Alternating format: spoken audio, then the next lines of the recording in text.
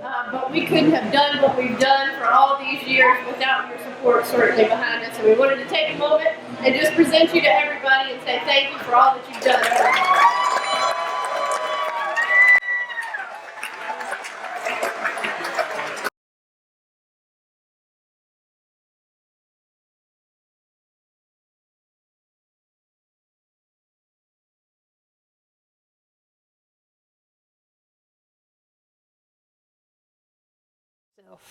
Well, I was born and raised in Pasquotank County, went to Liberty City High School, and I've lived in Pasquotank County all my life. How did you get involved in 4-H as a young boy? We had a young man come in as Mr. Larry's assistant by the name of Max Chestnut. And he went around and asked different young folks in the county, and would they, if they had an animal, would they care for it, feed it, tend to it, break it, and get it so they could put it in a show in April. And the ones that said that they would, the extension office went off and bought the number of animals that they needed. They numbered the animals, put the numbers in a hat, and the kids drew a number out of the hat, and that's the animal that they got. And we carried them on through till April, and then we put them, had an April show. I think there was either 12 or 13 in that first show. That was in 46. We had it on a tent out on South Road Street for females in our first show. Schools were not integrated, and we didn't have the immigration in our 4-H program until after our schools got become integrated. The show on that particular place was a 1 year. The second year we had it out by a depot right across from now is Kentucky Fried Chicken. It's right across the street from it. From the depot we moved to what used to be Carolina Feed and Seed. Captain Eddie had just built that place. He didn't have any equipment on the first floor, so we had our third show at Carolina Feed and Seed on the first floor. This was in 48. At that time we didn't have a bank or anything, but Captain Eddie owned and operated the Pepsi-Cola plant. And after each show, including our first show, we were all invited to go to the Pepsi-Cola plant, and he treated us with a Pepsi-Cola and a barbecue sandwich. Well, as we moved out to the Scotland Transportation, things increased. Our number of participants increased because we started showing hogs. And to start off with, in the hog shows, we had an individual, a pen of 3, and a pen of 8 to try to get the numbers up so that we could get a buyer that was interested in a truckload of pigs. And our top 3 animals were sold as individuals. Everything else was combined together and sold as, say, 20,000 or 25,000 pounds of top hogs. And they would bring a half to 3/4 cent above market price, and that was the way they were sold. None were sold individually at the hog market except the top 3.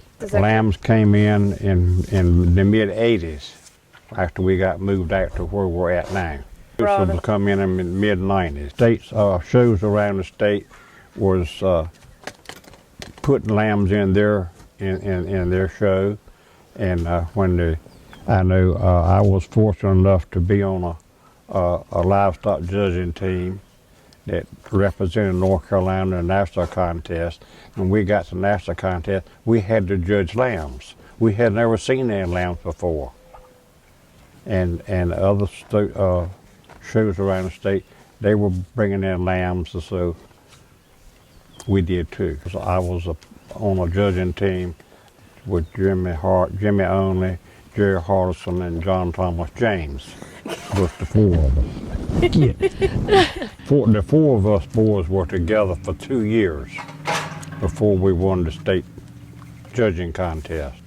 We won the state judging contest and went to Chicago at that time.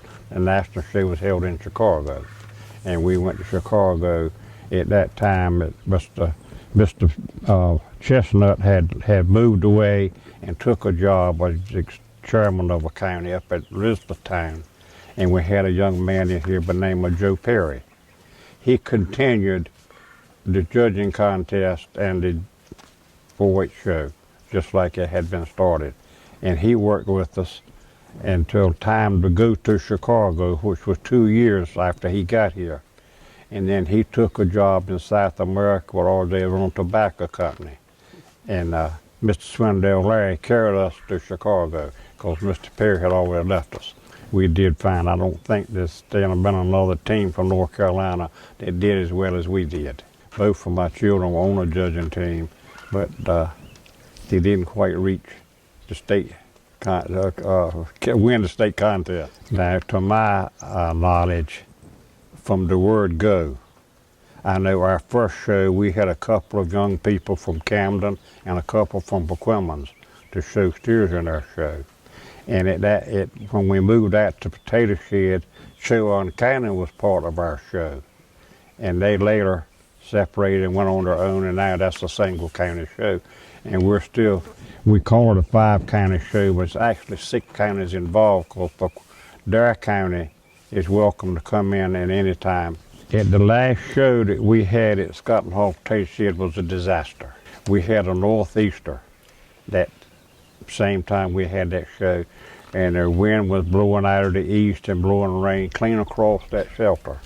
Some of the fellows went home and got canvases and hung up on the east side so we could continue our show.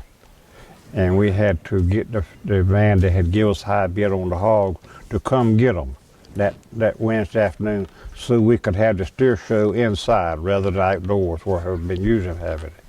So he come got the hogs. That Wednesday afternoon we had the steer show where the hog pens were at. Mr. Walden Hearn and I went to Raleigh to ask for some help for us putting up a building for ourselves, and we were going to ask for $50,000. Mr. James was our county representative at that time, and he brought a lady down there to us, says she will write up your bill, and I will introduce it on the floor and try to get it passed. And we told her we wanted $50,000. She says you won't get it. She asked for 100 and you might get 50. So we asked for 100, we got 100. So that's what we paid for the building with. We put the building up with free manual labor that was involved in the show. Parents that was involved with the children in the show. We hired one man to supervise, keep us straight. Everything else was free labor. You couldn't ask for a better show and sale than what we just had in 17. It was just a wonderful show, and we had a great sale. Mm-hmm. So I believe your daughter and son have sat down and calculated, and if they've calculated correctly, you've assisted approximately 75 young people in some way, shape, or form with showing over the years. It makes me feel great to think that I have helped these kids along life's way, along the way, and for my kids to follow on the 4-H program as I did, it makes me feel good. We've had a lot out here on Sunday afternoons at times. We've had a big picnic out here on Sunday afternoons. Well, it was the parents coming along with their children, and it always, most of the time, along this bench here, there was plenty of food and drink anytime you wanted it, where it brought out here and just shared with the other parents and the kids. Well, it made me feel great to think that they followed in my footsteps and did the things that they loved to do so much, and they enjoyed it. And I had a daughter that really fell in love with it, and she cried so much, and she was in college, we were having to sell her steer. I told her I would buy it and bring it home if she just shut up. That didn't work either, so you were gone, so you don't need to know. So many people may not know this, so I may be letting the cat out of the bag here. But you and a few others go out of your way every year to make sure that there's additional money at the Livestock Show from buyers that cannot be in attendance, and you also do the same for the Pasquotank County 4-H'ers at the State Fair. If you had to estimate a dollar amount how much additional money do you think you have collected for 4-H'ers and their livestock projects over the years? It'd be hard for me to say, but I'm going to say it's in excess of $100,000 over the years. And Mr. Leon, can you tell us why you decided to reach out and be such a positive influence to so many people and teach so many youth and adults about livestock for so many years? Well, I was asked that same question in '07 when I was elected to the Cattlemen's Hall of Fame. And I told them because I owed the 4-H a great debt of gratitude. And they say, why do you say you owe them a great debt of gratitude? Well, when we moved to the Scotland Horse potato shed, I looked down the building at one Wednesday afternoon, and there was this young lady with a big 800-pound steer on a 20-foot lead rope. And I don't know who was most frightened, that young lady or that steer. So I go down to help her out, and I said, can I help you out? She says, please do. So I walked up to the steer and talked to him and petted him and got her and the steer back together and got them in the show ring so the judge could look at her animal. And 7 or 8 years later, I let that same little girl talk me to marrying her. And y'all have been married now how many years? It come July, 60 years. To me, the future looks very bright. We have as good facilities as anybody in the state, and we have a lot of young people that are involved in it and enjoy it and have a great time out there. It's a great get together. The only thing I can tell them is to keep up the good work. They're doing a wonderful job. After you're going through